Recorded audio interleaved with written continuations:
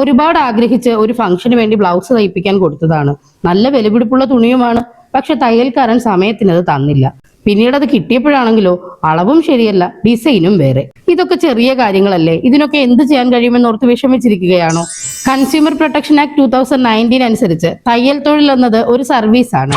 അതുകൊണ്ട് തന്നെ തയ്യൽക്കാർ നിങ്ങളുടെ തുണി നിങ്ങൾ പറഞ്ഞുറപ്പിച്ച ഡിസൈനിൽ തയ്ക്കാതിരിക്കുകയോ അളവിൽ വ്യത്യാസം വരുത്തുകയോ അവരുടെ അശ്രദ്ധ മൂലം നിങ്ങളുടെ തുണിക്ക് ഡാമേജ് ഉണ്ടാവുകയോ ഒക്കെ ചെയ്യുന്ന പക്ഷം ഇതിനെ ഡെഫിഷ്യൻസി ഇൻ സർവീസ് ആയിട്ടാണ് കണക്കാക്കപ്പെടുന്നത്.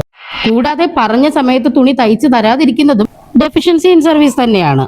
ഇത്തരം സാഹചര്യങ്ങളിൽ നിങ്ങൾ നൽകിയ തയ്യൽ കൂലി, നിങ്ങളുടെ തുണിയുടെ ചാർജ്, നിങ്ങൾക്കുണ്ടായ സാമ്പത്തികവും മാനസികവുമായ ബുദ്ധിമുട്ട് എന്നിവയെല്ലാം കണക്കാക്കിക്കൊണ്ട് നിങ്ങൾക്ക് ഉപഭോക്തൃ കോടതിയിൽ ഒരു പരാതി കൊടുക്കാൻ കഴിയും.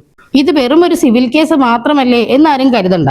കാരണം തുടക്കം മുതലേ നിങ്ങളുടെ തുണി തയ്ച്ചു തരിക എന്നൊരു ഉദ്ദേശമില്ലാതെ നിങ്ങളിൽ നിന്നും പൈസ കൈപ്പറ്റിയതിനു ശേഷം നിങ്ങളുടെ തുണിക്ക് മനഃപൂർവ്വം തകരാറുകളോ ഡാമേജുകളോ ഉണ്ടാക്കുകയോ നിങ്ങൾക്ക് യഥാസമയം തുണി തരാതിരിക്കണം എന്നുള്ള ഉദ്ദേശത്തോടെ പ്രവർത്തിക്കുകയോ ചെയ്തിട്ടുള്ള പക്ഷം ഭാരതീയ ന്യായ സംഹിത അനുസരിച്ചുള്ള ക്രിമിനൽ വകുപ്പുകൾ തന്നെ ഇത്തരം തയ്യൽക്കാർക്കെതിരെ ചുമത്തുന്നതായിരിക്കും. പ്രത്യേകം ശ്രദ്ധിക്കേണ്ട ഒരു കാര്യം, ഉപഭോക്തൃ കോടതിയിൽ കേസ് ഫയൽ ചെയ്യുന്നതിന് നിങ്ങൾക്കൊരു അഡ്വക്കേറ്റ് നിർബന്ധമല്ല എന്നുള്ളതാണ്. അതുപോലെ തന്നെ കോടതി ചിലവുകൾ നിങ്ങൾക്ക് കോമ്പൻസേഷനോടൊപ്പം തന്നെ ആവശ്യപ്പെടാവുന്നതുമാണ്.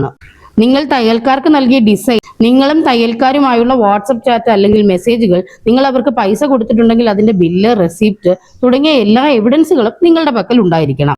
ചെറുതായാലും വലുതായാലും കുറ്റകൃത്യങ്ങൾ തന്നെയാണ്. അതുകൊണ്ട് ഓരോന്നിനും അർഹിക്കുന്ന ശിക്ഷ തന്നെ കിട്ടുകയും ചെയ്യും. വിവാഹം, നിശ്ചയം തുടങ്ങിയ പ്രധാനപ്പെട്ട ദിവസങ്ങളിൽ തുണി സമയത്ത് കിട്ടാത്തതിനാലും തുണി തയ്ച്ച് കുളമാക്കിയ രീതിയിൽ കിട്ടിയതിനാലുമൊക്കെ മാനസികമായി ബുദ്ധിമുട്ടുന്ന നിരവധി പേരുണ്ട്. അത്തരക്കാർക്ക് ഈ വീഡിയോ ഷെയർ ചെയ്ത് ഇൻഫർമേഷൻ മാക്സിമം ആവശ്യക്കാരിലെത്തിക്കൂ.